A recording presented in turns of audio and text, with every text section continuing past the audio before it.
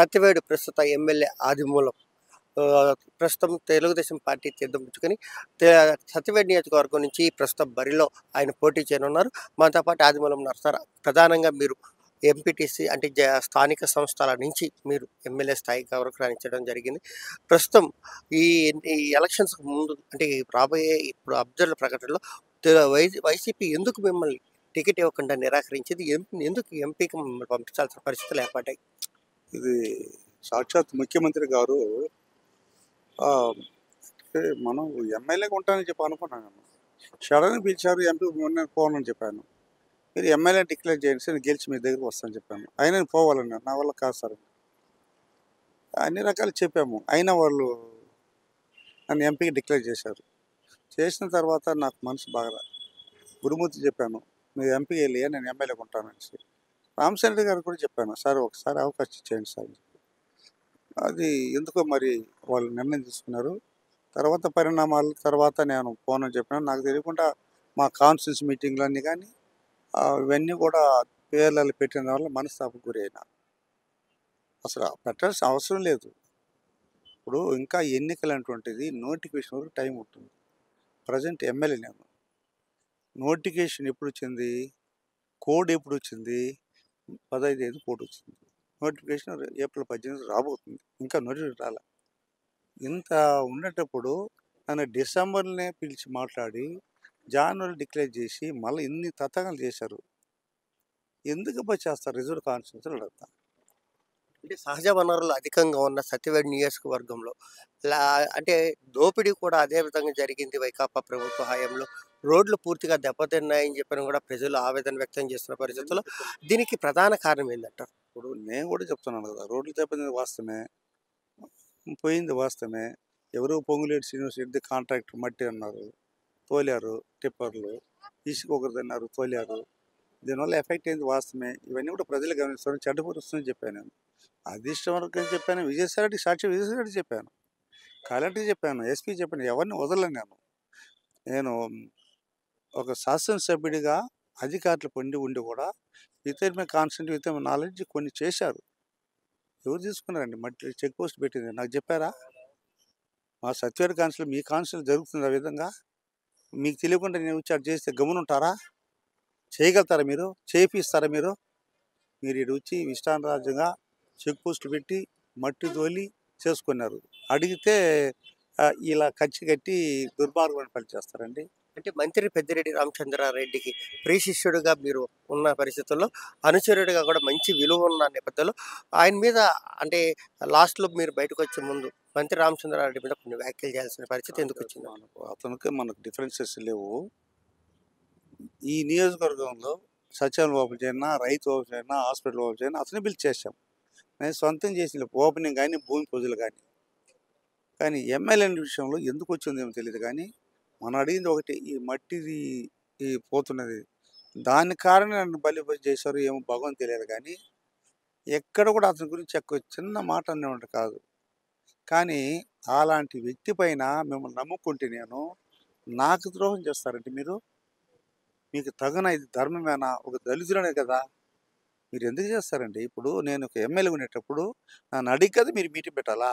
చెప్పాలి కదా, అడగపోయినా పర్వాలేదు, చెప్పాలి కదా. గురుమూర్తిని ఎంపీకి డిక్లేర్ చేసిన ముఖ్యమంత్రి ఎమ్మెల్యేగా నన్ను ఎంపీకి డిక్లేర్ చేశాడు కదా. మరి రాష్ట్రం ఎక్కడైనా తిరిగారండి? ఇప్పుడు చాలామంది డిక్లేర్ చేశాడు, ఎవరైనా తిరిగారా? నామినేషన్ చేశారు ఇప్పటి వరకున్నా? ఎంపీగా ఉన్నాడు కానీ ఎమ్మెల్యే డిక్లేర్ చేసినా కూడా అధికార పరంగా చేసినా తెలుగుదేశం అయినా, బీజేపీ అయినా, జనసేన అయినా, వైఎస్ఆర్ కాంగ్రెస్ పార్టీ అయినా ఎవరైనా కూడా నామినేషన్ ఇంకా ప్రక్రియ కాలేదు కదా. కోడ్ వచ్చింది కానీ నోటిఫికేషన్ రాలేదు కదా. మీరు నోటిఫికేషన్ రాకముందు, కోడ్ రాకముందుగానే సత్యవేడు మాత్రమే ఎందుకు మీరు మీటింగ్లు పెడతారు? ఎవరైనా మనిషి పుట్టినాడు ఎవరైనా చేస్తారండి? అంటే ఒక మనిషిని ఇబ్బంది పెట్టడం మీకు నైజమా, ధర్మమేనా? ప్రధానంగా ఒక సామాజిక వర్గానికే చెందిన నాయకులను మాత్రమే ఇబ్బందిని పెడుతూ వాళ్ళని మాత్రమే మార్పులు చేర్పులు చేయడం ఎందుకు ఈ పరిణామాలు పార్టీలో చోటు చేసుకున్నాయి అంటారు? ఇప్పుడు ఆ నినాదం వాళ్ళని అడగాల, ఎందుకే సత్యవేడు మార్చిన అడగాల.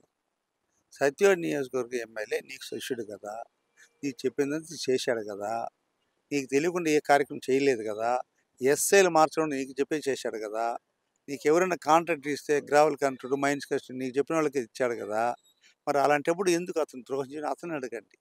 అంటే ప్రధానంగా ఇప్పుడు తెలుగుదేశం పార్టీలోకొచ్చారు. గతంలో ఎమ్మెల్యేగా ఉన్నప్పుడు తెలుగుదేశం పార్టీ నాయకులు, కార్యకర్తలను మీరు ఇబ్బంది పెట్టారంటున్నారు. ఇప్పుడు తెలుగుదేశం పార్టీ తరపున ఎమ్మెల్యేగా పోటీ చేస్తున్నారు. అంటే వాళ్ళని ఎలా మీరు మళ్ళీ మచ్చిక చేసుకోవడం కానీ, లేదంటే వాళ్ళని మీకు అనుకూలంగా ఓట్లు రాల్చే విధంగా ఎలా మీరు ముందుకు తీసుకెళ్ళాలని ప్రణాళిక ఏమన్నా ఉందా? యాక్చువల్‌గా అయితే ఏ తెలుగుదేశం పైనో, ఏ వైఎస్ఆర్ పైనో, ఏ బీజేపీ పైన ఎప్పుడు కూడా కేసులు పెట్టనండి.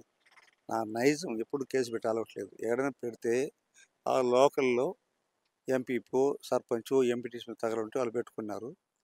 అది కూడా చిన్న చిన్న కేసులు పెట్టుకొని కానీ ఎవడిపైన నేను బలమైన ఎస్సీ కేసు కానీ, కిడ్నాప్ కానీ, రేప్ కానీ, మర్డర్ కేసు పెట్టే సందర్భాలు లేవు. అన్ఎక్స్‌పెక్టెడ్ ఏదైనా జరిగితే తప్ప, అది ఆ లోకల్ విషయం, ఆ మండల పరిస్థితి తప్ప. నేను ఎవడి పైన పెట్టినట్టు కాదు. అది మీరు కావాలంటే పోలీస్ డిపార్ట్మెంట్ పిలిచి అడగండి. సీఎల్‌ని, ఎస్ఐని ఎమ్మెల్యే ఎప్పుడైనా ప్రభుత్వం చేశారా? కేసులు పెట్టమని. అలాంటి దుర్బుద్ధి నాకు లేదండి. మనకు కూడా పిల్ల పాపలు ఉండారు. అంటే గవర్నమెంట్ ఇప్పటి వరకు తెలుగుదేశం పార్టీ తరపున పనిచేసిన జెడి రాజశేఖర్ గాని కొంతమంది మీకు రెబెల్‌గా పోటీ చేస్తామంటున్నారు. వాళ్ళని ఎలా ఒప్పించుకొని మీరు ఈ ఎన్నికల్లో గెలుపు సాధించబోతున్నారు? నిజం కూడా వాళ్ళకి కూడా గౌరవ శ్రీమతి హేమలత గారు కానీ, ఈలన్ గారు కానీ, చెటి రాజశేఖర్ కానీ. నేను మొన్ననే స్టేట్మెంట్ ఇచ్చేటప్పుడు 14 తేదీ ఇచ్చాను. వాళ్ళందరూ కూడా కలుపుకుపోతామనేసి. వాళ్ళ తప్పు, నా తప్పు అని కాదు. వాళ్ళందరూ కూడా తెలుగుదేశం పార్టీలో కష్టపడ్డ వాళ్ళే. నాతో కంటెస్ట్ చేసాడు జేటీ రాజశేఖర్ 2019లో. అతను కూడా ఎమ్మెల్యే కావాలనే ఆశ, ప్రేమ ఉండొచ్చు. ఏలియన్ గారు కూడా ఇన్ఛార్జ్‌గా ఉన్నారు. ఉండొచ్చు తప్పులేదు. కానీ అధీశ్వర నిర్ణయాన్ని మనందరూ కూడా గౌరవించాలా. కుటుంబ సభ్యులు మనకు ఉండాలా. యూనిట్‌గా ఉండాలని మనస్ఫూర్తిగా కోరుకుంటాం మీ ద్వారా. అంటే సత్యవేడు నియోజకవర్గం అనేది వెనుకబడిన నియోజకవర్గం అని అంటుంటారు. అయితే ఈ నియోజకవర్గాన్ని అభివృద్ధి బాటలో నడిపించేందుకు మీరు ఎలాంటి ప్రణాళికలు సిద్ధం చేసుకున్నారు? ఖచ్చితంగా నా కోరిక అది. నా కోరిక అది. 700 గ్రామాలు ఉన్నది. 7 మండలాలు, 7 జడ్పీటీసీ, ఎంపీలు చేశాను. ఎంతోమంది పదవులు ఇచ్చాను.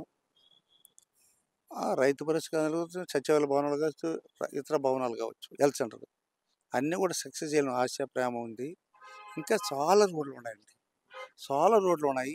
ఎన్నో రోడ్లకు ముఖ్యమైన శాంక్షన్ ఇచ్చాడు. కానీ గ్రౌండ్ లెవెల్‌లో కాలేకపోతున్నది. ఈ రోడ్లన్నీ కూడా నాకు చేయలేదని ఒక భావన ఉండొచ్చు ప్రజల్లో. మా దగ్గర ఎక్కడ ఎమ్మెల్యే నిధి అంటే ఏమి లేదండి. మీరు ప్రజలు కూడా మీ ద్వారా తెలియజేసుకుంటున్నారు. ఒక శాసనసభ్యుడికి నిధి ఇచ్చిన సందర్భాలు లేవు. ముఖ్యమంత్రి బటన్ ఎక్కాడు. చేయూత కానీ, ఆసరా కానీ, పెన్షన్ కానీ దాన్ని మేము ఇంప్లిమెంట్ చేస్తూ తిరుగుతున్నాం తప్ప మా చేతుల్లో నిధి అంటూ లేవు. ఏదైనా ముఖ్యమంత్రి దగ్గరికి చెప్పి చేసుకున్నాం. ఆతృత అభిప్రాయం ఉంది. అవన్నీ కూడా రోడ్లన్నీ కూడా కొన్ని ఇన్‌కంప్లీట్. ఇవన్నీ చేసి అభివృద్ధి పనులు నడిపించాలా. ఈ కాన్స్టిట్యున్సీ తమిళనాడు బార్డర్‌లో పార్ట్ అది పార్ట్ తమిళనాడు లాస్ట్ బార్డర్ మనం ఉన్నాం. దీన్ని అభివృద్ధి పనులు నెంబర్ ఆఫ్ టైమ్ అసెంబ్లీలో చెప్పాను. తమిళనాడు బార్డర్ ఉంది. దీన్ని అభివృద్ధి చేస్తే మన ఆంధ్రాకి మంచి పేరు వస్తుంది అనేటువంటి సందర్భాల్లో శాసనంలో మాట్లాడాను నేను. అంటే శ్రీ సిటీ లాంటి పెద్ద ప్రాజెక్టులు ఉన్న ఈ నియోజకవర్గంలో యువత ఈ ఉద్యోగ ఉపాధి అవకాశాలు అనేది మెరుగుపరచాల్సిన దానికి ఎలాంటి చర్యలు చేపట్టబోతున్నారు? ముఖ్యమంత్రి గారే 70% లోకల్‌కి ఇయ్యమన్నాడు. అసెంబ్లీ పాస్ చేశాడు. బయటే చెప్పాడు. అది కూడా ముఖ్యమంత్రి చెప్పాను. చాలా సందర్భాల్లో ఎండీ రవిచంద్ర కూడా చెప్పాను. మన వాళ్ళకి అందరికి ఉద్యోగం అనేసి. కానీ అందులో ఒకటి ఉంది ఆడ. మనోళ్ళు చాలామంది ఎంటెక్, బీటెక్ పోతారు. వాళ్ళకి కావాల్సింది చాలా మందికి ఉద్యోగాలు ఉండవచ్చు నిరాశ.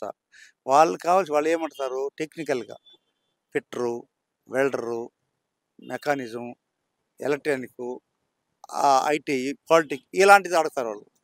అంటే ప్రాక్టికల్‌గా చేసే కార్యక్రమం. మనోళ్ళు ఎంటెక్, బీటెక్, ఎండీ చదివినోళ్ళంతా అడుగుతారు. ఇది కొన్ని ఇబ్బంది ఉంది. దాన్ని కూడా రెక్టిఫై చేసి అందరికి ఇప్పటికే దరిదాపు 50,000 మంది ఉద్యోగాలు ఉండాల్సింది. మన కాన్స్టిట్యూన్సీలో కూడా ఒక వరమే. అంటే చుట్టుపక్కల అందరూ కూడా పేదవారంతా కూడా దాన్ని నివసిస్తున్నారు. అద్భుతంగా పని చేసుకుపోతున్నారు. ఇంకా దాన్ని రెట్టింపు చేసి రానున్న రోజుల్లో ప్రతి ఒక్కరికి కూడా ఉద్యోగాలు కల్పించిన ఒక ప్రేమ, అభిమానం ఉంది. నంబర్ ఆఫ్ టైం నేను ఇంటర్వ్యూలు పెట్టించానండి. వేలాది మందికి భరత్ గుప్తా కలెక్టర్ తీసుకొచ్చి ఇంటర్వ్యూ పెట్టించినట్టు ఉద్యోగం మేళ పెట్టించిన పిలిచేటోళ్ళు. ఒకసారి సత్యాలు పెట్టించిన, ఒకరు నారాయణ పెట్టించిన. ఒక్కొక్క ఇంటర్వ్యూ జరిగినప్పుడంతా కూడా 2,000 మంది, 3,000 సెలెక్ట్ చేసి సీసీలు పెట్టించినాను. అంటే ప్రధానంగా తమిళనాడు, ఆంధ్ర సరిహద్దు ప్రాంతాల్లో ఉన్నటువంటి సత్యవేడు నియోజకవర్గాన్ని పూర్తి స్థాయిలో అభివృద్ధి చేసేందుకు ప్రణాళికలు సిద్ధంగా ఉన్నాయి. కానీ ప్రభుత్వం ఈ ప్రస్తుత ప్రభుత్వం ఏదైతే ఉందో ఆ ముఖ్యమంత్రి కేవలం బటన్ నొక్కుడు కార్యక్రమాలకే పరిమితం కావడంతోటి మా ఎమ్మెల్యేలకి గానీ, స్థానికంగా ఉన్న నాయకులకు కానీ ఎలాంటి అభివృద్ధి నిధులు కేటాయించకపోవడంతోటి అభివృద్ధి కుంటుపడిందని చెప్పి ఆదిమూలం చెప్తున్నారు. భవిష్యత్తులో తెలుగుదేశం పార్టీ నాయకుల్ని, కార్యకర్తలందరినీ కలుపుకొని ముందుకు వెళ్తూ తెలుగుదేశం పార్టీ గెలుపొంది ముఖ్యమంత్రిగా చంద్రబాబు నాయుడిని చేసేందుకే అహర్నిశలు శ్రమిస్తామని, ఆ పార్టీ నాయకులు, కార్యకర్తలను కూడా కలుపుకొని ముందుకు వెళ్లి ప్రజా సేవకే అంకితమవుతున్నానని చెప్తున్నారు ఆదిమూలం గారు. Port studio.